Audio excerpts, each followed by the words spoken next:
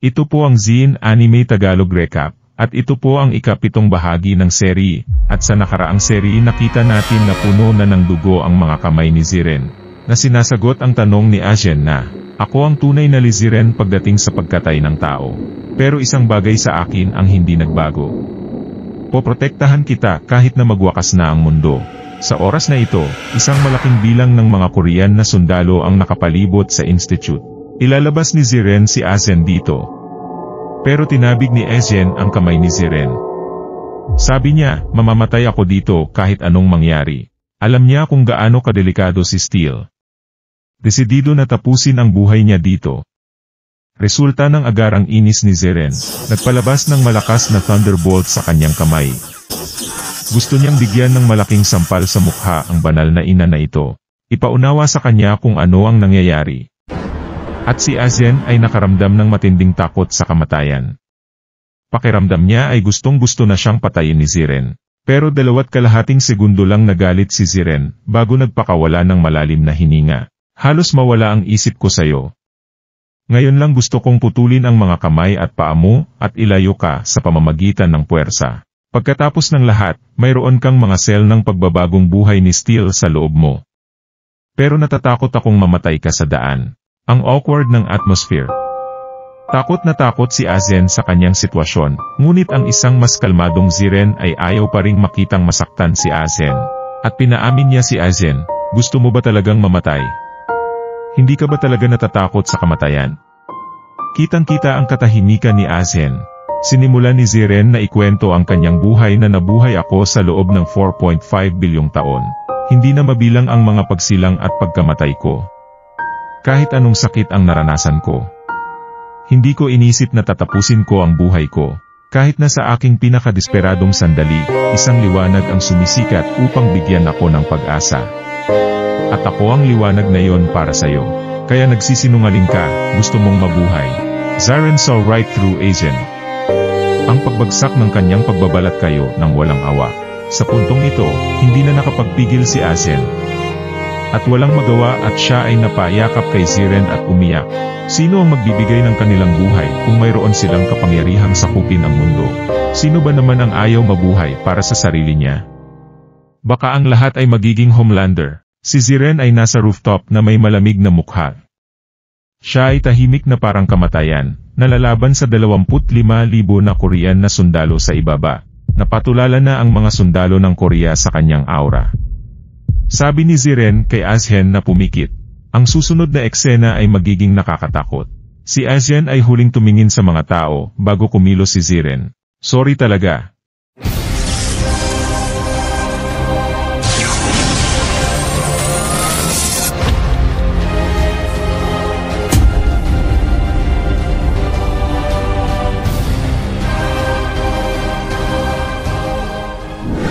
At sa oras na ito sa loob ng Korea Presidential Palace, ay tinanong ni Defense Minister An Shenying ang Pangulo, walang pinipiling pagbomba ng missile sa mga lokasyon ng host ni Ziren at Steel.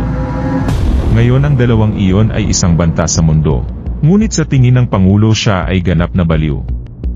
Nandoon ang aming mga mamamayan ng Korea at mga sundalo ng Korea sa lugar na iyon. Imposibleng mag-launch ng missile doon. Sa susunod na segundo, gayunpaman, itinaas ni Minister An ang kanyang pistol at itinutok ito sa Pangulo. Ginoong Pangulo, noong pumirma ka sa pagbitay kay Asian. Ililigtas ang mundo gamit ang buhay ng isang tao. Tama yan. At napagpasyahan ko na ngayong magsakripisyo ng iilan upang iligtas ang mundo. At gagawin ko ang tama sa paggawa nito. Narinig ng presidential bodyguard ang mga putok at nagmamadaling pumasok. Nakita lang ang presidente na binaril. Nagtatanong ang bodyguard na may baril kung ano ang nangyayari. Walang pakialam na sinabi ni Minister Han. Ang presidente ay nahawaan ng Steel virus. Ngunit nakikita ng bodyguard ang kanyang mga kasinungalingan. Ito ay isang kudeta. Si Ministro An, gayunpaman, ay ngumiti ng mapait. Paano kung ito nga? Susunod. Ilang sundalong Korea ang lumitaw sa opisina ng Pangulo. Pagkatapos ay binaril ang dalawang bodyguard at tinadtad ng bala. Natuwa si Ministro An sa pakiramdam ng kanyang karapatan. At pagkatapos ay hiniling niya sa mga sundalo na dalhin ang pangkalahatang kalihim ng Pangulo. Nagmumura pa ang Secretary General. Hindi niya namalayan na ito ay isang kudeta hanggang sa nakita niya ang binaril na presidente. Sinabi ni Ministro Ahn sa iba na lumabas muna. Pagkatapos ay sinabi niya sa isang seryosong paraan. Ang presidente ay nahawaan ng steel virus. Wala siyang choice kundi barilin siya. Galit na galit ang Secretary General. Nakita rin niya ang mga kasinungalingan nito, at nakita rin niya na sinusubukan ni An Xianying na kontrolin ang buong bansa gamit ang hukbo. At sinisikap ni An Xianying na tulungan siya ng Secretary General. Ngunit ang Secretary General ay hindi kailanman lumalakad kasama ng mga lobo. Anong panahon ito, at dumarating ka pa rin upang makisali sa marahas na revolusyon? Hindi mo kayang dalhin ang mga tao sa bingit ng kapahamakan. Malinaw na ang Secretary General ay isang mabuting opisyal, na nakatuon sa kanyang bansa, at sa kanyang mga tao. Ngunit iniisip lang ni An Xianying na ito ay katawa-tawa. Anong panahon ito, itatanong mo? Mayroong 2 halimaw na nagbabanta sa mundo ngayon, kahit 10,000 napatay na sundalo. Panahon na hindi rin nagpaputok ng misil ang gobyerno, malinaw na alam nating lahat kung sino ang pinagmulan ng virus. Alam natin na ang sangkatauhan ay mamamatay sa pagkakataong ito. Ngunit sinusubukan mo pa ring paamuhin ang asong mabangis sa ilalim ng maling pagkukunwari. Ito ang panahon kung saan tinitingnan ng gobyerno ang mga tao para sila ay makapagbenepisyo at kumita. Okay lang naman siguro sa peacetime. Ngunit ito ay isang espesyal na oras at kailangan nating gumamit ng mga espesyal na pamamaraan. Kaya, ipinapahayag ko. Ikaw ay nahawaan din ng steel virus. Sa puntong ito, pumasok ang isang sundalo upang mag-ulat. Matapos niyang malaman na madaling napatay ni Ziren ang 25,000 sa kanyang sariling mga sundalo, at nawala siya. Sa likod ng kanyang isipan ay malapit nang sumabog sa galit si Ministro An Xianying sa galit, kaya ilang beses binaril ang katawan ng Pangulo. Hindi siya mapakali hanggang sa maubusan siya ng bala. Ang Korean soldier ay nagtulala sa pwesto niya. Sobrang takot na huminga, at hanggang kumalma siya. Ang mga tauhan ni Xianying na mga sundalo ay palihim na itinapon ang mga katawan ng Pangulo at ng pangkalahatang kalihim, at sinabi sa mga sundalo na gumamit ng satellite para mahanap ang lokasyon ni Ziren kahit na anong mangyari, at ipasuri sa mga sundalo ang lahat ng opisyal para sa impeksyon ni Steele. Ang layunin niya ay gawing sunod-sunuran ang mga opisyal sa kanya. Step by step, walking up to that, the highest point of the power.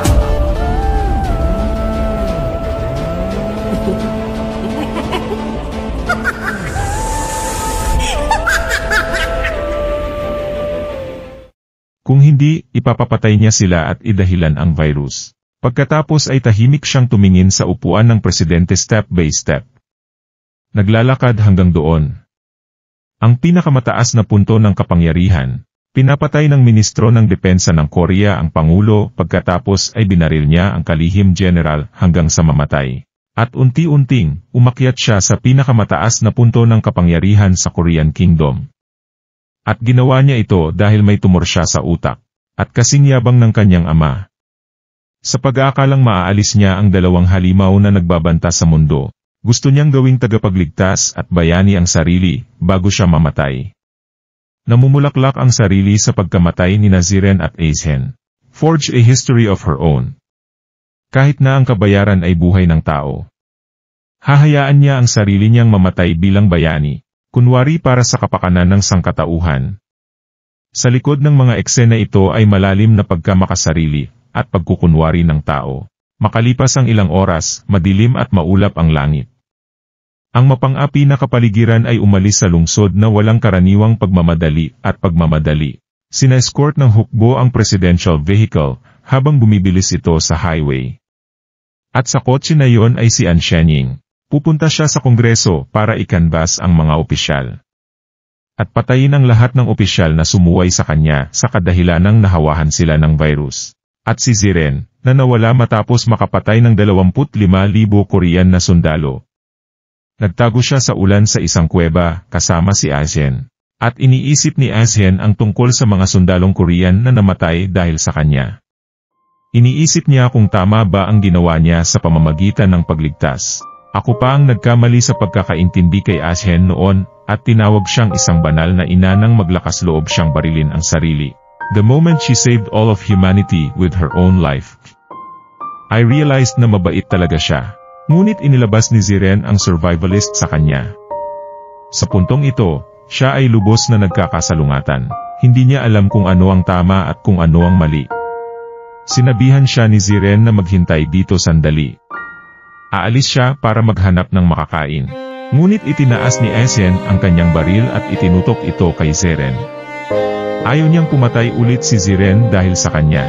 Ngunit napagtanto niya na ang isang pistola ay hindi makapapatay kay Ziren. At kaya gumawa siya ng kanyang unang pagpipilian muli. Kaya't silang tatlo ay lubos na kabaligtaran. Isang anghel na ibibigay ang kanyang buhay para iligtas ang mundo. Isang demonyong sisira sa mundo para sa kanya. At ang isa pa, siya ay isang pangit na tao na mas gugustuhin pang itulak ang kanyang mga kababayan sa bangin ng impyerno upang matugunan ang kanyang makasariling pagnanasa. Napabuntong hininga si Ziren, nakakainis talaga. Parang tutubuan ako ng panibagong utak dahil sa'yo. Ang pagkamatay mo ay magpapabilis lang sa pag-unlad ko sa pagsira sa sangkatauhan. Ngunit buhay ka pa rin upang panatilihing buhay ang sangkatauhan sa ilang sandali. Sa puntong ito, nagtataka si Ashen kung bakit naging malamig si Ziren matapos na mabawi ang kanyang alaala, at walang emosyon ng tao sa pagpatay. Gusto niyang malaman kung ano ang nangyari kay Ziren bago siya mawalan ng alaala. Bakit ganito nakasama? Ang galit mo sa mga tao. At ang tanong na ito ay tumagos sa isang lugar sa puso ni Ziren. At sinabi ni Ziren, sobrang sakit. Tinatanong mo kung bakit ako galit sa tao. Simple lang ang dahilan. Dahil mas alam ko ang tungkol sa tao kaysa sa iba. Nabuhay ako ng daan-daang milyong taon bilang iba't ibang uri ng hayop. Malalagay ako sa ibang posisyon ng pag-iisip tungkol sa mga tao. Nakikita ko ang kapangitan at pagkamakasarili ng ugali ng tao. At sa kanilang puso, ang sangkatauhan ay pangsarili lamang ang iniisip. Ngunit nakikita ko rin ang ilang init at pagmamahal ng tao. It makes me uncontrollably like that feeling. At makes me feel happy. Pero lagi akong pinagtataksilan kapag nakuha ko ang kaligayahang iyon. Hindi maintindihan ni Ashen ang sinasabi ng kausap. Sa puntong ito, nagpasya si Ziren na sabihin sa kanya ang lahat tungkol sa kanyang karanasan sa reincarnation. Hayaang maranasan ni Ashen ang kanyang ginawa mula sa pananaw ng tao. Tama ba o mali? Hindi ko alam kung gaano nakatagal. Sa wakas ay natapos na ni Ziren ang kanyang kwento. Ang malakas na ulan sa labas ay tila sumisimbolo sa kanyang kalooban. Hindi makapaniwala si Ashen na maaaring maging kalunos-lunos ang karanasan ni Ziren. Naiintindihan niya na ang karanasan ni Ziren ay hindi na makikita sa pamamagitan ng lente ng moralidad ng tao. Dahil sa tao ang dahilan ng lahat ng ito. Tapos na ang ulan. Si Ashen, na ilang araw nang hindi pumipikit, ay nakatulog sa kuweba. And her consciousness is controlled by Steel for the time being. It says to Ziren, I guess I did the right thing by parasitizing this woman. Hindi mo ako papatayin hanggat nasa loob niya ako. At doon na nagkaroon ng murderous aura ang mga mata ni Ziren. Binalaan niya si Steel. Kung maglakas loob kang sirain ang kamalayan ni Ashen, gagawin kong buhay na impyerno ang buhay mo. Pero binago ni Steel ang usapan. Narinig ko ang iyong reincarnation story. Ikaw at ako ay may parehong layunin. Bakit hindi tayo magsanib puwersa at lipulin ang sangkatauhan? Pagkatapos kong patayin ang lahat ng tao, aalis na ako sa katawan ng babaeng ito. Pero sabi ni Ziren, nagsisinungaling ka. Naisip ni Steel sa kanyang sarili. Nahuli na siya. Ganun na ba kalala ang acting ko? Ngunit ang sinabi ni Ziren ay isang scam ka Steel. Nang makitang walang sinabi si Steel, akala talaga nagsisinungaling. Hindi ka naman aalis sa katawan ni Ashen, di ba? Ang maliit na panlilinlang na ito ng pagsasamantala at pagkakanulo ay eksaktong katulad ng lahi ng tao. Steel, nasasaktan mo ako. Napangiwi si Steel sa mga mata ni Ziren. Hindi mapigilan ang pagbuhos ng pawis. Nagmamadali itong sabihin na ibig sabihin ang sinasabi nito at hindi nagsisinungaling. Ngunit wala nang pakialam si Ziren sa kanyang pagiging totoo. Hindi niya iisipin na magkaroon ng mga katulong sa pagpuksa sa sangkatauhan. Sinabi ni Ziren kay Ashen ang tungkol sa kanyang reincarnation. After listening to his story, mukhang naiintindihan niya ang mood ni Ziren sa pagpatay.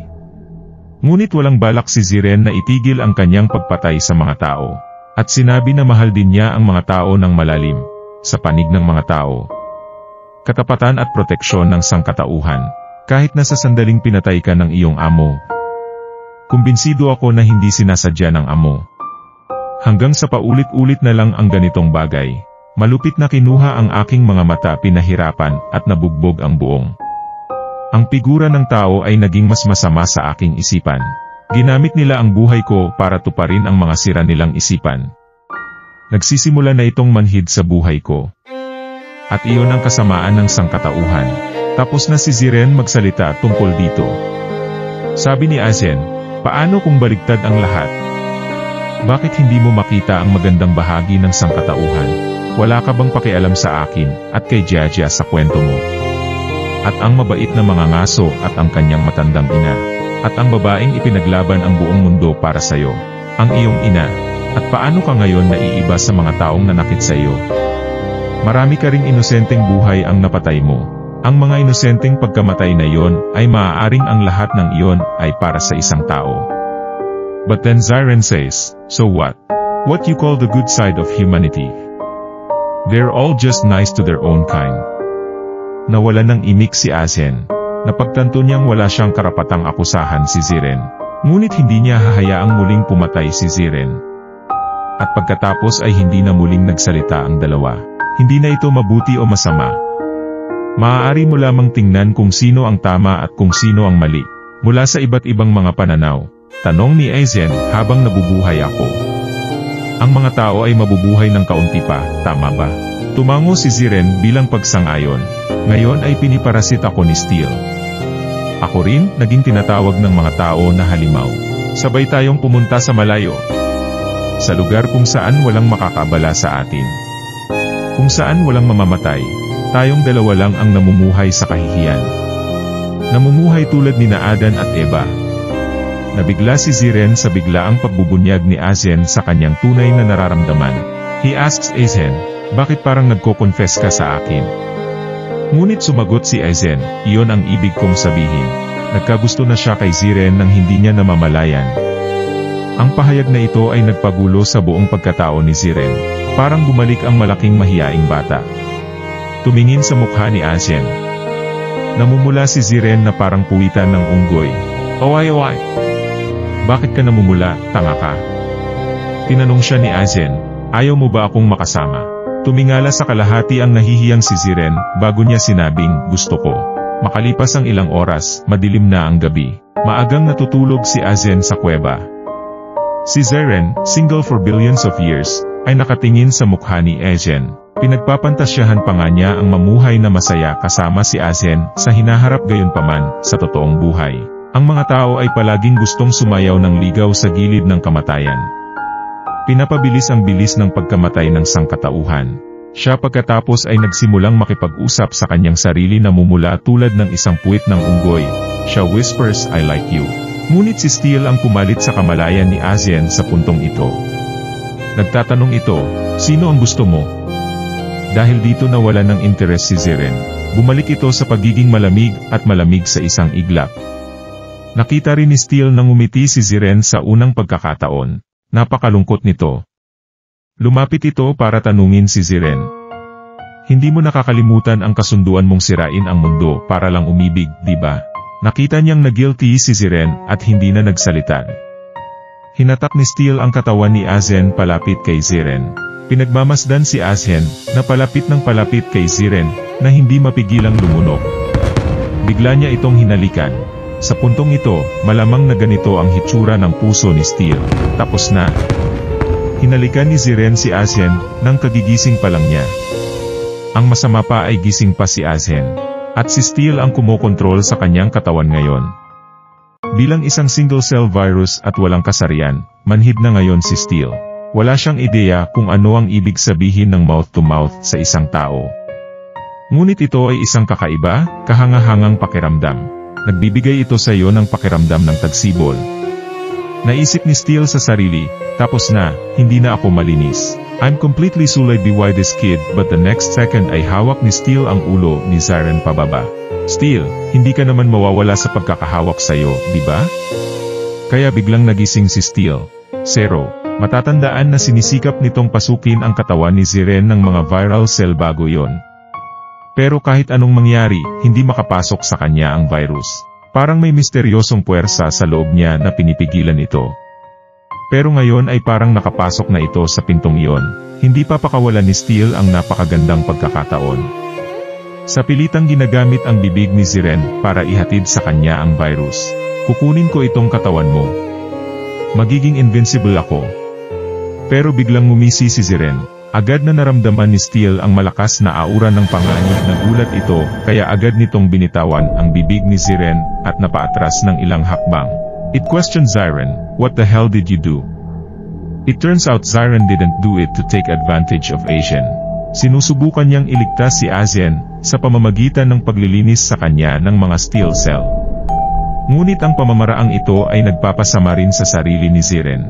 Tanging nakita na ang kanyang kamay ay nabura ng mga steel cells, ngunit sa susunod na segundo ang kakayahan ni Ziren sa pagpapagaling sa sarili ay nililinis ang virus. Nakita ni Steel na kumikilo si Ziren. Isang tinggil ang dumadaloy sa kanyang anit. Pero may isang bagay na hindi maintindihan ni Ziren. Steel, kung kumapit lang siya ng konti, baka maka-invade talaga sa katawan niya, bakit bigla kang tumigil? Ngunit nagbigay ng simpleng dahilan si Steel. Kakapanganak pa lang nito at natatakot sa kamatayan anumang panganib at gugustuhin nitong tumakbo. Hindi tulad ni Ziren na walang limitasyon ang buhay. Manhid sa buhay. Pagkatapos ay sinabi ni Steel, si Ziren ay hindi karapat-dapat na ipagsapalaran ang kanyang buhay upang iligtas si Asian. At nangako ito, iiwan ang katawan ng babaeng ito pagkatapos nitong sirain ang sangkatauhan. Kaya kailan talaga natin tutuparin ang ating pangako? Lipulin ang sangkatauhan. Pagharap sa pagsalakay ni Steel, umiling si Ziren at hindi ito pinansin. Hindi maintindihan ni Steel ang tumatakbo sa isip ni Ziren. Ito ba ay pagkawasak o pagtubos? Pagkatapos ay nilinaw ni Ziren na ang kanyang saloobin ay isa ng pagkasira, ngunit bago iyon, dapat panatilihing ligtas si Asian. At iyon ang magiging katapusan ng sangkatauhan. At sa parliamentary session ng Korea Nation, nagkalat ang sahig ng mga bangkay. Ilang opisyal lamang ang nabubuhay dahil sinusuportahan nila ang Ansyanin. Ang mga opisyal na hindi sumuporta sa kanya ay pinatay sa kadahilanang sila ay nahawaan ng virus. Isang Shaning sa pamamagitan ng madugong pagsupil. Siya ay naging gumaganap na presidente ng Korean Nation bilang isang bagay ng kurso. At nagulat siya sa pandaigdigang media ng balita.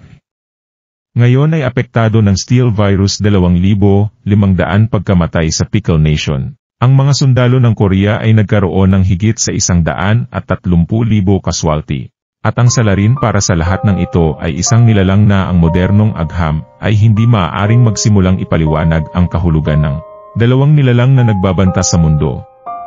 Ang isa ay ang host ni Steel na si Asian. Ang isa ay si Ziren, isang halimaw na may hindi kilalang kapangyarihan. Malakas na idiniin ni Ansyaning para sa kapakanan ng mundo. Nananawagan sa lahat ng malalaking bansa na magsama-sama upang suportahan ang Korea Nation. Bilang acting president, tiniyak niya sa bansang Korea. Gagamitin niya ang anumang paraan na kinakailangan upang lipulin ang dalawang nilalang na nagbabanta sa mundo. At karga-karga na ngayon ni Ziren ang natutulog na si Asian sa kanyang likod, habang naghahanap siya ng isang lugar ng kapayapaan na magpoprotekta sa kanya. Ang buhay na ito bilang isang tao ay kakaiba sa kanya sa daan-daang milyong taon na siya ay nabuhay ng walang layunin. Walang pagnanais na makipagpunyagi upang mabuhay. Ngunit iba ang buhay na ito. Mayroong tiyak na pagnanasa na nagtutulak sa kanya. Ano ang pagnanais na yon? Hindi rin alam ni Ziren. Nagsisimula pa lang na umasa pa.